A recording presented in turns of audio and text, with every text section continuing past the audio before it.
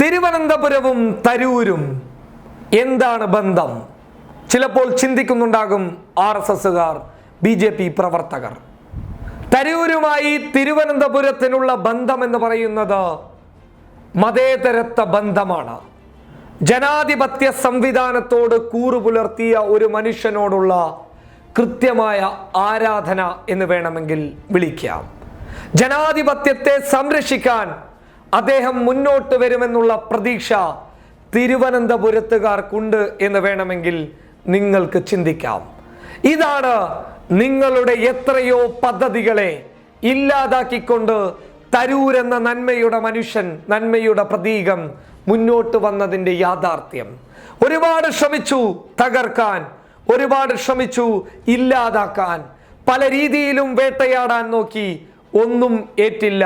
അവസാനം കൂറ്റൻ ഭൂരിപക്ഷത്തിന്റെ വിജയം തരൂരിലേക്ക് കടന്നു വരുന്ന ഒരു മഹാകാഴ്ചയാണ് തിരുവനന്തപുരം നൽകുന്നുള്ളത്.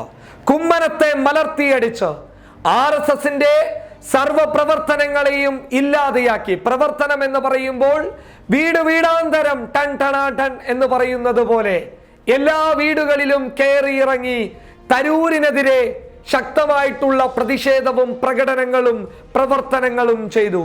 പല വീടുകളിലും കയറി ശക്തമായിട്ടുള്ള RSSന്റെ ഫോക്കസ് പ്രവർത്തിക്കാൻ വേണ്ടിയിട്ട് തുടങ്ങി. പലയിടങ്ങളിലും കോൺഗ്രസിന്റെ പ്രവർത്തകരെ ചാക്കിട്ട് പിടിക്കാൻ ശ്രമിച്ചു. പലയിടങ്ങളിലും പണമെറിഞ്ഞ് തരൂരിനെ തകർക്കാൻ ശ്രമിച്ചു. ഒടുവിൽ 8ന്റെ പണി എല്ലാവർക്കും ഒന്നിച്ചു നൽകിക്കൊണ്ട് തരൂർ മഹാഭൂരിപക്ഷത്തോടു കൂടി തിരുവനന്തപുരത്തിന്റെ മണ്ണിൽ 8 നിലയിൽ കുമ്മനത്തെ തോൽപ്പിച്ച് വലിയ ഭൂരിപക്ഷത്തിൽ വിജയിച്ചു എന്നുള്ളതാണ് ലഭിക്കുന്ന റിപ്പോർട്ടുകൾ അടിസ്ഥാനപ്പെടുത്തി പറയാനുള്ളത്. വോട്ടിന്റെ നില നോക്കിക്കഴിഞ്ഞാൽ മഹാഭൂരിപക്ഷത്തിലാണ് തരൂരുള്ളത്.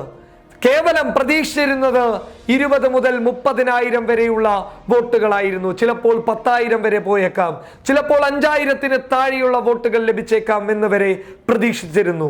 തിരുവനന്തപുരത്ത് അട്ടിമറി നടക്കാൻ സാധ്യതയുണ്ട് എന്ന് കരുതി നേരത്തെ RSSൽ നിന്നും BJPയിൽ നിന്നും കോൺഗ്രസിലേക്ക് കടന്നു വന്ന AICCയുടെ ജനറൽ സെക്രട്ടറിയെ തിരുവനന്തപുരത്തെ പ്രശ്നം പഠിക്കാൻ വേണ്ടി അയച്ചു.